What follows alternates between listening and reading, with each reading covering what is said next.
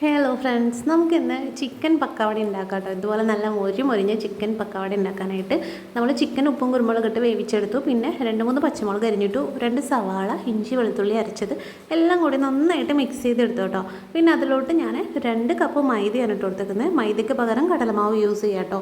പിന്നെ മഞ്ഞൾപ്പൊടി, മുളക് പൊടി, അതുപോലെ നമ്മൾ ഉപ്പും കൂടിയിട്ടിട്ട് ഇതെല്ലാം കൂടി കൈ കൊണ്ട് തന്നെ നന്നായിട്ട് മിക്സ് ചെയ്തെടുക്കുക. പിന്നെ ചിക്കൻ നമ്മൾ മിക്സിയിൽ ഒന്ന് അടിച്ചെടുത്തിട്ട് ഇതുപോലെ ഇതിൻ്റെ കൂടെ മിക്സ് ചെയ്ത് കൊടുത്തു. വെള്ളം കൂടി ആഡ് ചെയ്തിട്ട് നല്ല കുഴമ്പ് രൂപത്തിലാക്കി എടുത്തു കേട്ടോ.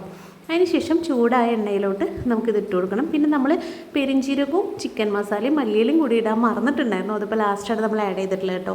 അപ്പോൾ ഇനി വെളിച്ചെണ്ണ ചൂടായിട്ട് നമ്മൾ അതിലോട്ട് ഇതുപോലെ ഇങ്ങനെ പിടിച്ചിട്ട് കൊടുത്താൽ മതി കേട്ടോ. വലിയ ഷേപ്പൊന്നും നോക്കേണ്ട കാര്യമില്ല. അപ്പോൾ ഇതിങ്ങനെ രണ്ട് പുറം മുരിഞ്ഞ് വരുമ്പോൾ നമുക്ക് കോരിയെടുക്കാവുന്നുള്ളൂ കേട്ടോ. നല്ല അടിപൊളി ടേസ്റ്റാണ്. എല്ലാവരും തീർച്ചയായിട്ടും ട്രൈ ചെയ്ത് നോക്കണം കേട്ടോ. Okay, thank you, by.